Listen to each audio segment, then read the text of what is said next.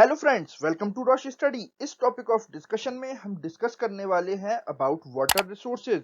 Water जो कि एक बहुत ही इंपॉर्टेंट नेचुरल रिसोर्स है और बहुत ही एसेंशियल एलिमेंट कंसीडर किया जाता है फॉर लाइफ ऑन अर्थ। ये लाइफ को सपोर्ट करने में बहुत ज़्यादा इंपॉर्टेंट रोल प्ले करता है और हम अर्थ पर वाटर के बगैर लाइफ को इमेजिन भी नहीं कर सकते। वाटर जो कि एक फाइनाइट और लिमिटेड रिसोर्स है, तो यहाँ पर ज़रूरत है इस रिसोर्स को प्रॉपरली मैनेज करने की, प्रॉपरली यूज करने की। बिकॉज कुछ लोग या कुछ कम्युनिटीज या कुछ कंट्रीज अपनी नीड्स को सेटिस्फाई करने के लिए बहुत सारे लोगों के रिसोर्स को एक्सप्लॉइट कर देते हैं और वो काफी हार्म पहुंचाते हैं टू दीज रिसोर्सेज। देखो, ह्यूमन बीइंग की नीड को सेटिस्फाई करने के लिए हमारे पास इनफ रिसोर्सेज हैं, बट किसी की ग्रीड को, किसी के लालच को सेटिस्फाई करने के लिए सारी दुनिया के रिसोर्सेज भी कम पड़ जाते हैं। और इसको मैं एक बहुत ही फेमस कोट से यहाँ पर अपने इमोशंस को बयान करना चाहूंगा। There is enough for everybody's need but not enough for everybody's greed. तो हमेशा की तरह लेक्चर स्टार्ट करने से पहले आप सबके लिए एक क्वेश्चन, और ये क्वेश्चन है कि किस रिवर पर भाखड़ा नंगल डैम बना हुआ है। और आपके ऑप्शंस हैं सतलज रिवर, रावी, ब्यास या गोदावरी रिवर। इसका सही आंसर मैं आपको हमेशा की तरह बताऊंगा इस लेक्चर के एंड में। इसके अलावा 10th और 12th से रिलेटेड और एमसीक्यूज के लिए आप हमको फॉलो कर सकते हैं at Rosh study on Twitter and Instagram. और साथ ही साथ इसी तरह के इंफॉर्मेटिव कंटेंट के लिए आप सब्सक्राइब करें टू अवर यूट्यूब चैनल और बेल आइकन को दबाना ना भूलें for the notification of our future lectures. तो चलिए हम स्टार्ट करते हैं आज का अपना topic. So stay with us because there is a lot to know, a lot to discuss. Okay, तो हम स्टार्ट करते हैं अपना लेक्चर। वाटर जो कि एक बहुत ही important, valuable and essential resource consider किया जाता है फॉर द सर्वाइवल। और वाटर एक बहुत ही इंपॉर्टेंट एलिमेंट है for the life. But various national and international agencies के प्रोजेक्शंस के according by 2025 about 2 million people यानी कि 200 करोड़ लोगों के आसपास फेस कर रहे होंगे absolute water scarcity around the whole world. वैसे अभी के लिए मैं आपको बता दूं कि जो हमारे पास फ्रेश वाटर अवेलेबल है वो है 2.5%। और ये फ्रेश वाटर हम ऑब्टेन करते हैं from precipitation, surface run of and ground water. और अगर हम इसके साथ साथ यहाँ पर बात करें वाटर क्वालिटी की, तो इंडिया वाटर क्वालिटी इंडेक्स में 122 कंट्रीज की लिस्ट में बहुत नीचे आता है। इंडिया की रैंक 122 कंट्रीज में से है 120, जो कि मैं कहूंगा कि ये रैंक एक बहुत ज्यादा खराब रैंक है फॉर वाटर क्वालिटी।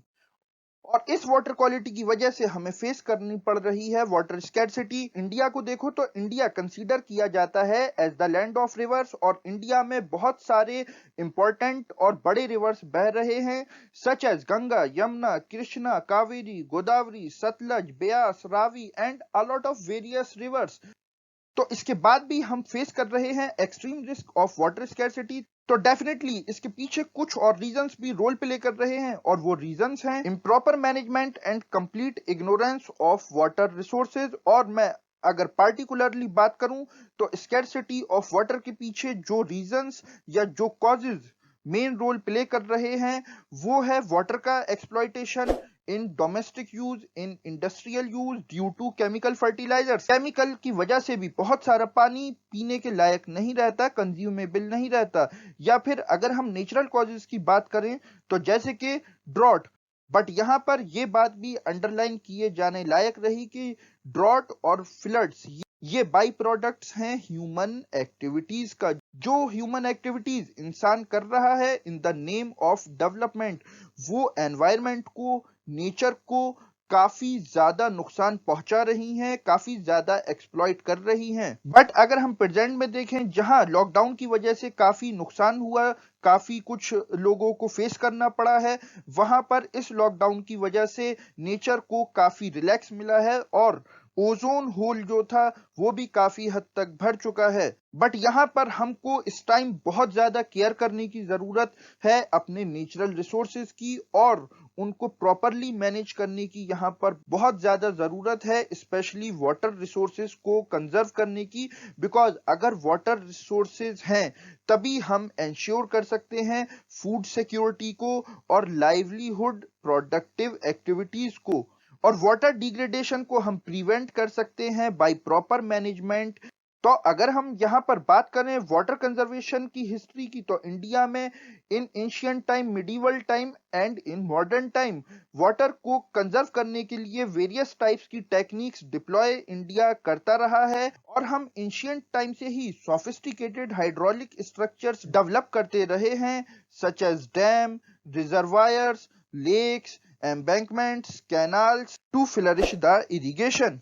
और ये ट्रेडिशन हमने बाकी रखा है मॉडर्न इंडिया में भी डैम्स को बिल्ड करने का ऑन द रिवर बेसिन्स। और अगर हम यहाँ पर बात करें कुछ पुराने लेक्स की, रिजर्वायर्स की, जो कि बनवाए गए थे, तो इसमें से दो बहुत ही फेमस स्ट्रक्चर्स मैं आपको यहाँ पर दिखाना चाहूंगा, और ये हैं हौज खास, जो कि दिल्ली का एक फेमस एरिया है। बट इन एक्चुअल ये एक लेक है जो कि बिल्ड कराया गया था by Alauddin Khilji in 14th century.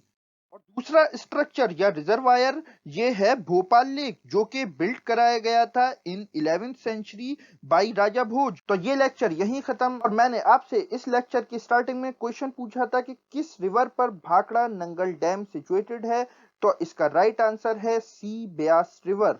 So this is the end of the video. आशा करता हूं यहाँ आपको काफी कुछ जानने को मिला होगा। Thanks for listening. बट जाने से पहले आप लोगों के लिए एक इम्पोर्टेंट अनाउंसमेंट।